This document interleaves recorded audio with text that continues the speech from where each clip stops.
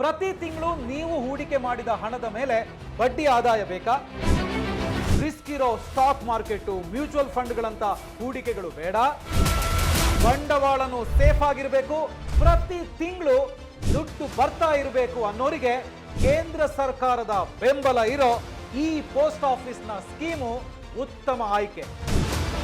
S, post ಆಫೀಸ್ನ ಈ ಯೋಜನೆಯಲ್ಲಿ ಹೂಡಿಕೆ ಮಾಡಿದ್ರೆ ಪ್ರತಿ ತಿಂಗಳು 9,250 ರೂಪಾಯಿವರೆಗೆ ಬಡ್ಡಿ ಲಾಭವನ್ನ ಪಡೆಯಬಹುದು. ಹಾಗಿದ್ರೆ ಆ ಪೋಸ್ಟ್ ಆಫೀಸ್ನ ಸ್ಕೀಮ್ ಯಾವುದು? ಇದರಲ್ಲಿ ಹೂಡಿಕೆ ಮಾಡೋದು ಹೇಗೆ? ಎಷ್ಟು ಹೂಡಿಕೆ ಮಾಡಬಹುದು? ಹಾಗೇನೆ ಎಷ್ಟು ಹೂಡಿಕೆ ಮಾಡಿದ್ರೆ ಎಷ್ಟು ಲಾಭ ಸಿಗುತ್ತೆ? ತಿಂಗಳು ಆದಾಯ ಗಳಿಸೋದು ಹೇಗೆ? ಹೀಗೆ ಎಲ್ಲವನ್ನ ಕೂಡ ಇನ್ ಡೀಟೇಲ್ ಆಗಿ ಹೇಳ್ತೀನಿ. ಸೊ ಈ ವಿಡಿಯೋವನ್ನ ಕಂಪ್ಲೀಟ್ ಆಗಿ ನೋಡಿ. ಹಾಯ್, ಹಲೋ, ನಮಸ್ಕಾರ, ವೆಲ್ಕಮ್ ಟು ಬಾಸ್ವಾಲಾ ಡೈಲಿ. ನಾನು ಶೇಷಕೃಷ್ಣ ಭಟ್. ದುಡಿಯುವಂತಹ ಪ್ರತಿಯೊಬ್ಬರಿಗೂ ಕೂಡ ತಾವು ಕಷ್ಟಪಟ್ಟು ಸಂಪಾದಿಸಿದಂತಹ ಹಣವನ್ನ ಸುರಕ್ಷಿತ ಸ್ಥಳದಲ್ಲಿ ಹೂಡಿಕೆ ಮಾಡಬೇಕು. ಆ ಮೂಲಕ ಪ್ರತಿ ತಿಂಗಳು ಅದರಿಂದ ಇಂತಿಷ್ಟು ಬಡ್ಡಿ ಗಳಿಸಬೇಕು ಅನ್ನೋ ಆಸೆ ಇದ್ದೇ ಇರುತ್ತೆ. ಆದ್ರೆ ಎಲ್ಲಿ ಹೂಡಿಕೆ ಮಾಡೋದು? ಅದು ಸೇಫ್ ಆಗಿರಬೇಕು. ಹಾಗೇನೆ ನನ್ನ ಬಂಡವಾಳಕ್ಕೆ ತೊಂದರೆ ಆಗಬಾರ್ದು, ಆದ್ರೆ ಅದರಿಂದ ಉತ್ತಮ ಆದಾಯ ಗಳಿಸಬೇಕು ಅಂತ. ಎಸ್, ಅಂತಹ ಒಂದು ಉತ್ತಮ ಕೇಂದ್ರ ಸರ್ಕಾರದ ಸ್ಕೀಮ್ ಅಂತ ಹೇಳಿದ್ರೆ ಅದು post office monthly income scheme.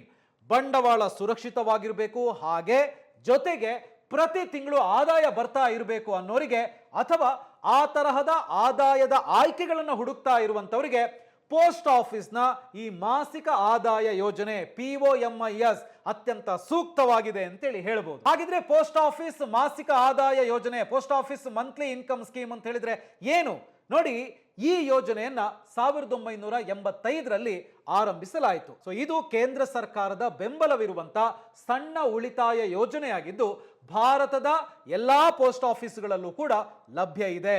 ನೋಡಿ, ತಾವು ಹೂಡಿಕೆ ಮಾಡಿದ ಮೊತ್ತದ ಮೇಲೆ ಪ್ರತಿ ತಿಂಗಳು ಸ್ಥಿರ ಬಡ್ಡಿ ಆದಾಯವನ್ನ ಬಯಸುವಂತವರಿಗೆ ಈ ಯೋಜನೆಯನ್ನ ರೂಪಿಸಲಾಗಿದೆ. ಸೊ ಈ ಸ್ಕೀಮ್ ಬಗ್ಗೆ ನಾನು ಮತ್ತಷ್ಟು ಮಾಹಿತಿಯನ್ನ ಕೊಡ್ತೀನಿ. ಆದ್ರೆ ಅದಕ್ಕೂ ಮೊದಲು ಎಲ್ರಿಗೂ ಕೂಡ ಕ್ಯೂರಿಯಾಸಿಟಿ ಇರೋದು, ಯಾವುದರ ಮೇಲೆ ಕುತೂಹಲ ಇರೋದು, ಎಷ್ಟು ಹೂಡಿಕೆ ಮಾಡಿದ್ರೆ ಎಷ್ಟು ಬಡ್ಡಿ ಆದಾಯ ಗಳಿಸೋದಕ್ಕೆ ಸಾಧ್ಯ ಅಂತೇಳಿ. ಸೊ ಅದನ್ನ ನಾನು ನಿಮಗೆ ಹೇಳ್ತೀನಿ. ಅಂತ ಹೇಳಿದ್ರೆ 1 ಲಕ್ಷ ಹೂಡಿಕೆ ಮಾಡಿದ್ರೆ ತಿಂಗಳಿಗೆ ಎಷ್ಟು ಮಾಸಿಕ ಬಡ್ಡಿ ಸಿಗುತ್ತೆ, ಅಂದ್ರೆ ತಿಂಗಳಿಗೆ ಎಷ್ಟು ಬಡ್ಡಿ ಸಿಗುತ್ತೆ. ಹಾಗೇನೆ 3 ಲಕ್ಷ ಹೂಡಿಕೆ ಮಾಡಿದ್ರೆ ಎಷ್ಟು, 5 ಲಕ್ಷ ಹಾಕಿದ್ರೆ ಎಷ್ಟು, 9 ಲಕ್ಷ ಹಾಕಿದ್ರೆ ಎಷ್ಟು, 15 ಲಕ್ಷ ಹೂಡಿಕೆ ಮಾಡಿದ್ರೆ ಎಷ್ಟು ಸಿಗುತ್ತೆ ಅನ್ನೋದನ್ನ ಈಗ ನೋಡ್ತಾ ಹೋಗೋಣ.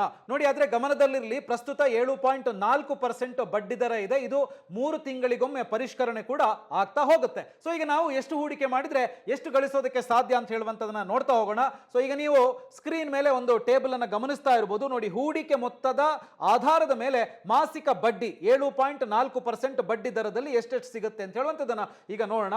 ಈಗ 1 ಲಕ್ಷ ರೂಪಾಯಿ ನೀವು ಈ ಸ್ಕೀಮ್ ಅಲ್ಲಿ ಹೂಡಿಕೆ ಮಾಡಿದ್ರೆ ತಿಂಗಳಿಗೆ 617 ರೂಪಾಯಿ ಬಡ್ಡಿ ಸಿಗುತ್ತೆ. 3 ಲಕ್ಷ ರೂಪಾಯಿ ಹೂಡಿಕೆ ಮಾಡಿದ್ರೆ ತಿಂಗಳಿಗೆ 1850 ರೂಪಾಯಿ ಬಡ್ಡಿ ಸಿಗುತ್ತೆ. 5 ಲಕ್ಷ ರೂಪಾಯಿ ಹೂಡಿಕೆ ಮಾಡಿದ್ರೆ 7.4% ಬಡ್ಡಿ ದರದಲ್ಲಿ ತಿಂಗಳಿಗೆ 3083 ರೂಪಾಯಿ ಬಡ್ಡಿ ಸಿಗುತ್ತೆ. ಹಾಗೆಯೇ 7 ಲಕ್ಷ ರೂಪಾಯಿ ಹೂಡಿಕೆ ಮಾಡಿದ್ರೆ 7.4% ಇಂಟ್ರೆಸ್ಟ್ ಹಾಗೆ ಲೆಕ್ಕ ಹಾಕಿದ್ರೆ 4317 ರೂಪಾಯಿ ಸಿಗುತ್ತೆ.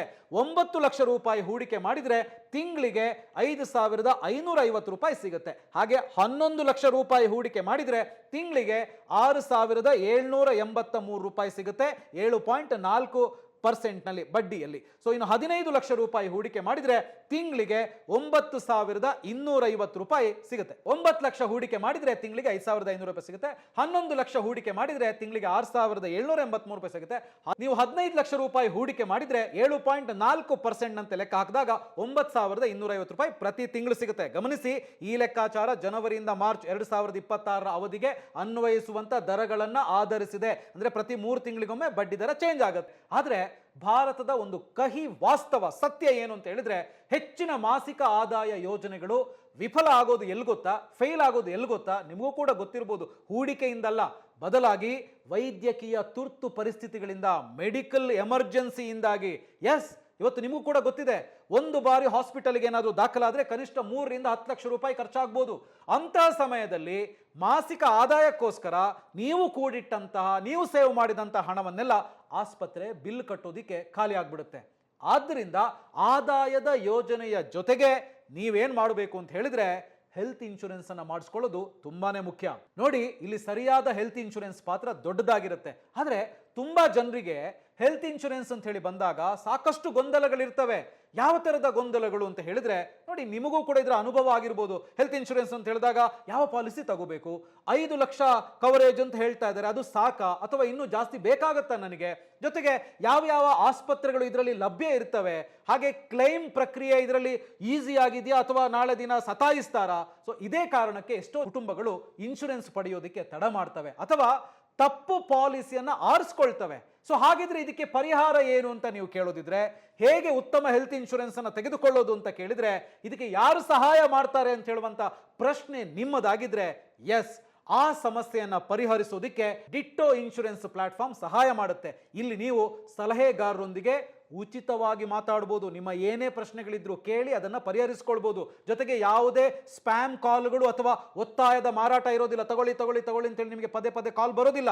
ಇನ್ನು ನಿಮ್ಮ ಅಗತ್ಯಕ್ಕೆ ತಕ್ಕಂತೆ ಪಾಲಿಸಿಗಳನ್ನ ಕಂಪೇರ್ ಮಾಡೋದಕ್ಕೂ ಕೂಡ ಇವರೇ ನಿಮಗೆ ಹೆಲ್ಪ್ ಮಾಡ್ತಾರೆ. Post office monthly income scheme ಮೂಲಕ ನೀವು ಆದಾಯ ಗಳಿಸುವಾಗ ಒಂದು ಆಸ್ಪತ್ರೆ ಬಿಲ್ ನಿಮ್ಮ ಇಡೀ ಯೋಜನೆಯನ್ನ ಹಾಳು ಮಾಡದಂತೆ ನೋಡ್ಕೊಳ್ಳಿ. ಡಿಸ್ಕ್ರಿಪ್ಷನ್ ನಲ್ಲಿರುವಂತ ಡಿಟ್ಟೋ ಲಿಂಕ್ ಅನ್ನ ಕ್ಲಿಕ್ ಮಾಡಿ ಅವರ ಸಲಹೆಗಾರರೊಂದಿಗೆ ಮಾತಾಡಿ. ನಿಮಗೆ ಸೂಕ್ತವೆನಿಸುವಂತ ಹೆಲ್ತ್ ಇನ್ಶೂರೆನ್ಸ್ ಅನ್ನ ತಗೊಳ್ಳಿ. ಇನ್ನು post office monthly income scheme ಬಗ್ಗೆ ಮಾತನಾಡೋದಿದ್ರೆ, ಯೋಜನೆಯ ಪ್ರಮುಖ ಲಕ್ಷಣಗಳೇನು ನೋಡಿ. ಪ್ರಸ್ತುತ ಬಡ್ಡಿ ದರ 7.4% ಆಗಿದ್ದು ಇದನ್ನ ಪ್ರತಿ 3 ತಿಂಗಳಿಗೊಮ್ಮೆ ಪರಿಷ್ಕರಿಸಲಾಗುತ್ತೆ. ಸೊ ಇದು ಜಾಸ್ತಿನೂ ಆಗ್ಬೋದು, ಕಡಿಮೆ ಆಗುವಂತ ಚಾನ್ಸಸ್ ಇರುತ್ತೆ. ಇನ್ನು ಬಡ್ಡಿಯನ್ನ ಪ್ರತಿ ತಿಂಗಳು ಪೇ ಮಾಡ್ತಾರೆ, ಪಾವತಿಸ್ತಾರೆ. ಹಾಗೆಯೇ ಯೋಜನೆಯ ಅವಧಿ ಬಂದು 5 ವರ್ಷಗಳಿರ್ತವೆ. ಅವಧಿ ಮುಗಿದ ನಂತರ ಪೂರ್ಣ ಅಸಲು ಹಣವನ್ನ ಪೂರ್ತಿ ಅಸಲು ಹಣವನ್ನ ವಾಪಸ್ ಕೊಡ್ತಾರೆ. ಅಂದ್ರೆ ನೀವು 1 ಲಕ್ಷ ರೂಪಾಯಿ ಹೂಡಿಕೆ ಮಾಡಿದ್ರೆ ಅದನ್ನು ವಾಪಸ್ ಕೊಡ್ತಾರೆ. ಕನಿಷ್ಠ ಹೂಡಿಕೆ 1,000 ರೂಪಾಯಿ, ಗರಿಷ್ಠ ಹೂಡಿಕೆ ವೈಯಕ್ತಿಕ ಖಾತೆಗೆ 9 ಲಕ್ಷ ರೂಪಾಯಿ. ಹಾಗೆಯೇ ನೀವು ಜಾಯಿಂಟ್ ಅಕೌಂಟ್ ಅಲ್ಲಿ ಹೂಡಿಕೆ ಮಾಡ್ತೀರಿ ಅಂತ ಹೇಳಿದ್ರೆ ಮ್ಯಾಕ್ಸಿಮಮ್ ನೀವು 15 ಲಕ್ಷ ರೂಪಾಯಿ ಇನ್ವೆಸ್ಟ್ ಮಾಡಬಹುದು. ಸೊ ಈ ವಿಡಿಯೋ ನೋಡ್ತಾ ಇರುವಂತ ಬಹಳಷ್ಟು ಜನ ಈಗ ಯೋಚನೆ ಮಾಡ್ತಾ ಇರಬಹುದು, ಒಂದಿಷ್ಟು ದೊಡ್ಡ ಮೊತ್ತ ಲಂಸಮ್ ಅಮೌಂಟ್ ಅನ್ನ ಹೂಡಿಕೆ ಮಾಡಿಬಿಟ್ರೆ ನನ್ನ ಫ್ಯಾಮಿಲಿಗೆ, ನನ್ನ ಕುಟುಂಬಕ್ಕೆ ಪ್ರತಿ ತಿಂಗಳು ಇಂತಿಷ್ಟು ಅಂತ ಹೇಳಿ ಒಂದು ಸ್ಥಿರ ಆದಾಯ ಸಿಗುತ್ತೆ ಅಂತ ಹೇಳಿ. ಸೊ ಅದಕ್ಕೋಸ್ಕರನೇ ನಿವೃತ್ತರು ಮತ್ತೆ ಸ್ಥಿರತೆಯನ್ನು ಬಯಸುವಂತ ಕುಟುಂಬಗಳಲ್ಲಿ POMIS post office monthly income scheme ತುಂಬಾನೇ ಜನಪ್ರಿಯವಾಗಿದೆ. ಈ ಯೋಜನೆಯಲ್ಲಿ ಯಾರು ಹೂಡಿಕೆ ಮಾಡಬಹುದು? ಸೊ ಈಗ ನಿಮಗೆ ಬಂದಿರಬಹುದು ಪ್ರಶ್ನೆ, ಸೊ ಇಷ್ಟೆಲ್ಲ ಗೊತ್ತಾಯ್ತು, ಯಾರು ಇದರಲ್ಲಿ ಹೂಡಿಕೆ ಮಾಡಬಹುದು ಅಂತ. ನೋಡಿ, ಕೇವಲ ಭಾರತೀಯ ನಿವಾಸಿಗಳು ಮಾತ್ರ ಈ POMIS ಸ್ಕೀಮ್ ಅಲ್ಲಿ ಹೂಡಿಕೆ ಮಾಡಬಹುದು. NRIsಗೆ ಇಲ್ಲಿ ಅವಕಾಶ ಇರೋದಿಲ್ಲ. ಇನ್ನು ವೈಯಕ್ತಿಕವಾಗಿ ಅಥವಾ ಜಂಟಿಯಾಗಿ ಖಾತೆಯನ್ನ ತೆರೆಯಬಹುದು, ಅಕೌಂಟ್ ಅನ್ನ ಓಪನ್ ಮಾಡಬಹುದು. ಸೊ ನೀವು ಒಂದು ನಿಮಗೋಸ್ಕರ ಮಾಡಬಹುದು ಅಥವಾ ಜಾಯಿಂಟ್ ಅಕೌಂಟ್ ಅನ್ನು ಕೂಡ ಓಪನ್ ಮಾಡೋದಕ್ಕೆ ಇಲ್ಲಿ ಅವಕಾಶ ಇದೆ. ಇನ್ನು ಅಪ್ರಾಪ್ತ ವಯಸ್ಕರ ಹೆಸರಿನಲ್ಲಿ ಪೋಷಕರು ಅಂದ್ರೆ ಪೇರೆಂಟ್ಸ್ ಇಲ್ಲಿ ಅಕೌಂಟ್ ಅನ್ನ ಓಪನ್ ಮಾಡಬಹುದು. ಹಾಗಿದ್ರೆ ಈ ಯೋಜನೆಯಲ್ಲಿ ಬಡ್ಡಿ ಪಾವತಿ ಹೇಗಾಗುತ್ತೆ ಅಂತ ಹೇಳುವಂತದನ್ನ ನೀವು ತಿಳ್ಕೊಳ್ಳಬೇಕು. ಸೊ ಅದನ್ನ ಈಗ ನೋಡ್ತಾ ಹೋಗೋಣ.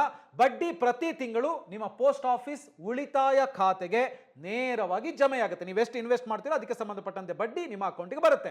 ಒಂದು ವೇಳೆ ನೀವು ಬಡ್ಡಿಯನ್ನ ವಿತ್ಡ್ರಾ ಮಾಡದಿದ್ರೆ ಆ ಹಣದ ಮೇಲೆ ಹೆಚ್ಚುವರಿ ಬಡ್ಡಿ ಸಿಗೋದಿಲ್ಲ, ಆ ಆಸೆ ಇಟ್ಕೊಳ್ಬೇಡಿ. ಇನ್ನು ಟರ್ಮ್ ಮತ್ತೆ ಟ್ಯಾಕ್ಸ್ ನಿಯಮಗಳು ಏನು ಅಂತ ಹೇಳಿ ನಾವು ನೋಡ್ಲೇಬೇಕು. ಸೊ ಅದನ್ನ ನೋಡೋದಿದ್ರೆ ಅವಧಿ ಮತ್ತು ತೆರಿಗೆ ನಿಯಮಗಳೇನು ಅಂತ ಹೇಳುವಂತದನ್ನ ಈಗ ಗಮನಿಸ್ತಾ ಹೋಗೋಣ. ಯೋಜನೆಯ ಅವಧಿ ಎಷ್ಟು ಅಂತ ಹೇಳಿದ್ರೆ ಆಗ್ಲೇ ಹೇಳಿದೆ ನಾನು, 5 ವರ್ಷಗಳು. ಇನ್ನು ಅವಧಿಗೂ ಮುನ್ನ ಹಣವನ್ನ ಪಡಿಬೇಕು ಅಂತ ಹೇಳಿದ್ರೆ ನೋಡಿ, 1 ರಿಂದ 3 ವರ್ಷದೊಳಗಡೆ ನೀವೇನಾದ್ರೂ ಹಣವನ್ನು ವಾಪಸ್ ಪಡೆದ್ರೆ ಅಸಲಿನಲ್ಲಿ 2% ದಂಡ, 3 ವರ್ಷದ ನಂತರ ಪಡೆದ್ರೆ 1% ಫೈನ್ ಅನ್ನು ವಿಧಿಸಲಾಗುತ್ತೆ. ಇನ್ನು ತೆರಿಗೆ ಅಥವಾ ಟ್ಯಾಕ್ಸ್ ಅಂತ ಹೇಳಿ ಬಂದ್ರೆ ಬಡ್ಡಿಯ ಆದಾಯವು ನಿಮ್ಮ ತೆರಿಗೆ ಸ್ಲ್ಯಾಬ್ಗೆ ಅನುಗುಣವಾಗಿ ತೆರಿಗೆಗೆ ಒಳಪಡುತ್ತೆ. ಇದನ್ನ ಗಮನದಲ್ಲಿಟ್ಕೊಳ್ಳಿ. 80C ಅಡಿಯಲ್ಲಿ ಯಾವುದೇ ವಿನಾಯಿತಿ ಇಲ್ಲಿ ಸಿಗೋದಿಲ್ಲ. ಸೊ ಇಷ್ಟೆಲ್ಲ ತಿಳ್ಕೊಂಡ ಮೇಲೆ ಇದರಲ್ಲಿ ಹೂಡಿಕೆ ಮಾಡೋದು ಹೇಗೆ ಅಂತ ನೋಡ್ಲೇಬೇಕಲ್ವಾ? ಎಸ್, ಏನ್ ಮಾಡಬೇಕು? ಹೂಡಿಕೆ ಮಾಡಬೇಕು ಅಂತ ಹೇಳಿದ್ರೆ ಮೊದಲಿಗೆ ಅಕೌಂಟ್ ಓಪನ್ ಮಾಡಬೇಕಲ್ಲ. ಸೊ ಅದು ಹೇಗೆ ಅಂತ ಹೇಳಿ ನೋಡೋಣ. ಅಕೌಂಟ್ ಓಪನ್ ಮಾಡೋದು ಹೇಗೆ ನೋಡಿ, ಹತ್ತಿರದ ಪೋಸ್ಟ್ ಆಫೀಸ್ಗೆ ಈ ದಾಖಲೆಗಳೊಂದಿಗೆ ನೀವು ಭೇಟಿ ನೀಡಬೇಕು. ಏನೇನ್ ದಾಖಲೆಗಳು ಬೇಕು? ಮೊದಲನೇದಾಗಿ ಭರ್ತಿ ಮಾಡಿದ ಅರ್ಜಿ ಫಾರಂ, ಸೊ ಅರ್ಜಿಯನ್ನ ಫಿಲ್ ಮಾಡಿರಬೇಕು. ಆಧಾರ್ ಕಾರ್ಡು, ಪ್ಯಾನ್ ಕಾರ್ಡು ಮತ್ತೆ KYC ಅಂದ್ರೆ ನೋ ಯುವರ್ ಕಸ್ಟಮರ್ ಅಂತ ಇದೆಯಲ್ಲ, ಅದಕ್ಕೆ ಬೇಕಾದಂತ ದಾಖಲೆಗಳಿರಬೇಕು. ಪಾಸ್ಪೋರ್ಟ್ ಸೈಜಿನ ಫೋಟೋ ಬೇಕು, ಚೆಕ್ ಅಥವಾ ಕ್ಯಾಶು. ಸೊ ಈ ಎಲ್ಲ ದಾಖಲೆಗಳನ್ನ ತೆಗೆದುಕೊಂಡು ಹೋಗಿ ನೀವು ಪೋಸ್ಟ್ ಆಫೀಸ್ ನಲ್ಲಿ ಈ POMIS ಹೂಡಿಕೆಗೋಸ್ಕರ ಅಕೌಂಟ್ ಅನ್ನ ಓಪನ್ ಮಾಡಬಹುದು.